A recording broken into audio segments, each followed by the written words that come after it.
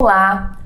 O que a neurociência diz sobre mulheres casadas que sofreram abuso na infância? É deste tema que iremos tratar hoje.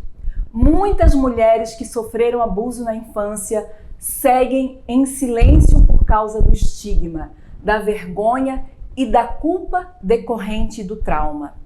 Nenhuma criança imagina que isso aconteceria com ela, já que a maioria dos abusos acontecem em contextos familiares, por parentes próximos, como pais, avós, tios ou primos. Ameaçadas, muitas das vítimas vivem ensimesmadas e solitárias, não falam sobre o assunto.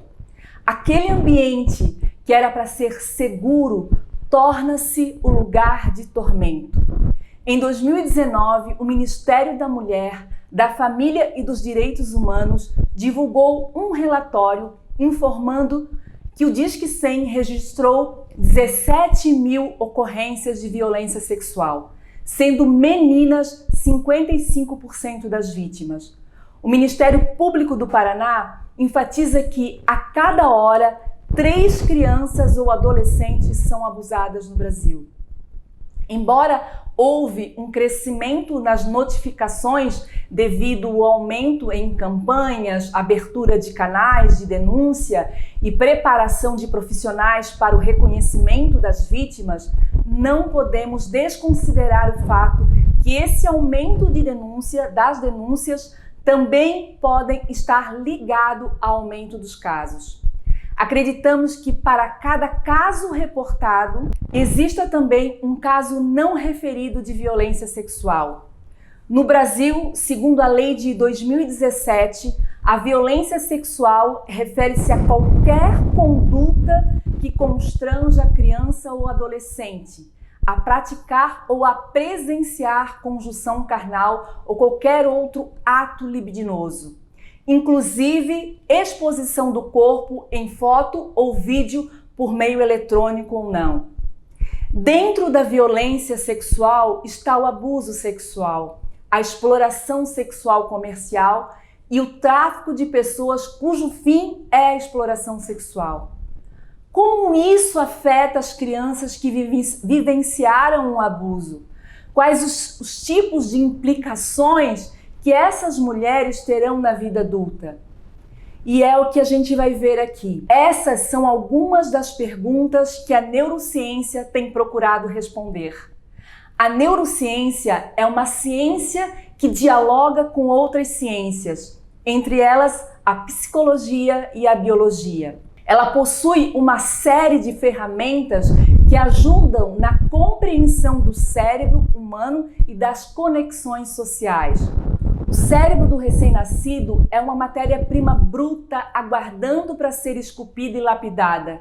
E isso vai acontecendo na medida em que as experiências externas vão sendo assimiladas. Embora nós tenhamos uma bagagem genética, são as experiências que você tem que irão melhorar ou piorar o desenvolvimento cerebral.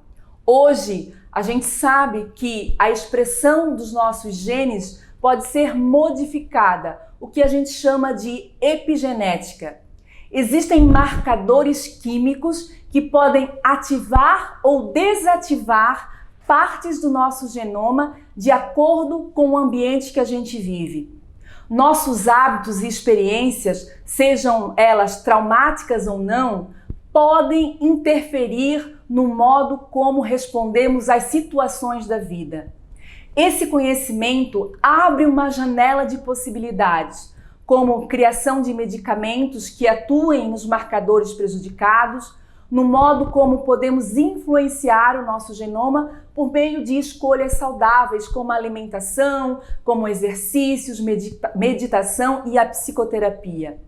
Com isso, nós não apenas beneficiamos a nós mesmos, como as nossas futuras gerações. A neurociência já observou que algumas pessoas com histórico de abuso sexual infantil possuem irregularidades fisiológicas em estruturas cerebrais como a amígdala, o hipocampo, o corpo caloso, o córtex pré-frontal, por exemplo. Outro ponto relevante é que a idade do início que aconteceu o abuso revelou relação com o tipo de estrutura neurológica envolvida. Os resultados mostraram alterações nas regiões corticais e subcorticais do cérebro.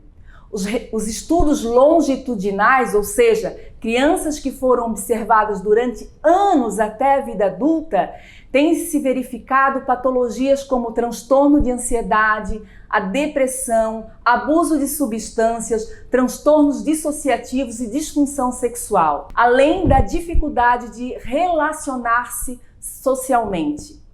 Então, quanto mais precocemente essas crianças receberem tratamento, menores serão os prejuízos na vida adulta. Em 2019, a The Lancet divulgou uma pesquisa realizada em 4 bancos de dados científicos que observaram a associação entre abuso sexual infantil e consequências a longo prazo, consequências psicossociais, psiquiátricas e de saúde física. O abuso sexual na infância foi associado a 26 de 28 resultados específicos, especificamente 6 dos 8 diagnósticos psiquiátricos de adultos. Entre eles, transtorno de personalidade limítrofe, o borderline, ansiedade, depressão e transtorno de conversão. Também foi de alta prevalência o uso indevido de substâncias como a bebida e as drogas. Por isso, a importância do financiamento das pesquisas para a implementação de projetos e intervenções baseadas em evidências. Hoje, já existem programas escolares, treinamentos para educadores, médicos e outros profissionais, mas ainda é preciso ampliar e melhorar toda a rede de apoio. Temos que pensar também em prevenção. Um crescente número de pesquisas sugere que a visita domiciliar na primeira infância e os programas de educação dos pais ajudem no reconhecimento do abuso sexual na infância e dos primeiros sintomas, reduzindo o risco de maus tratos infantis de modo geral.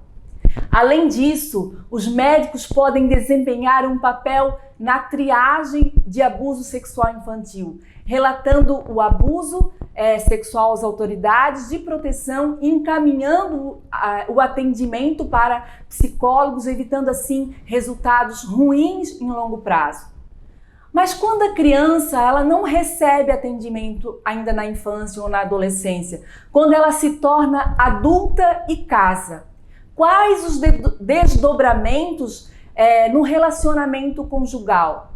Sabemos que é difícil para uma criança falar quando está sendo abusada sexualmente, especialmente se ela não sabe o que está acontecendo, ou quando ela está sob ameaça, está sendo ameaçada, ou ainda quando verbaliza e ninguém acredita. Em 2017, a presidente e fundadora da ASBRAD, Associação Brasileira de Defesa da Mulher, da Infância e da Juventude, Dalila Figueiredo, ela disse que nos últimos 20 anos, a maioria das mulheres atendidas na instituição foram abusadas na infância pelos pais, padrastos e avós.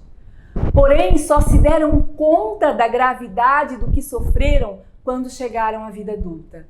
E essas mulheres tinham algumas características incomuns, tais como dificuldade no relacionamento, se achavam culpadas pelo que passaram, em situações piores apresentavam pensamentos suicidas.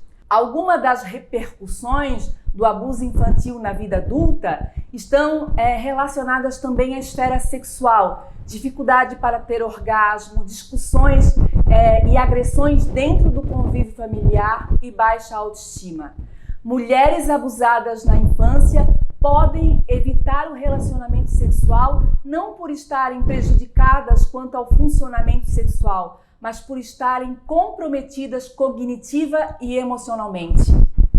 A compreensão subjetiva da mulher em relação às suas experiências sexuais pode afetar a qualidade dos vínculos amorosos e da sua satisfação.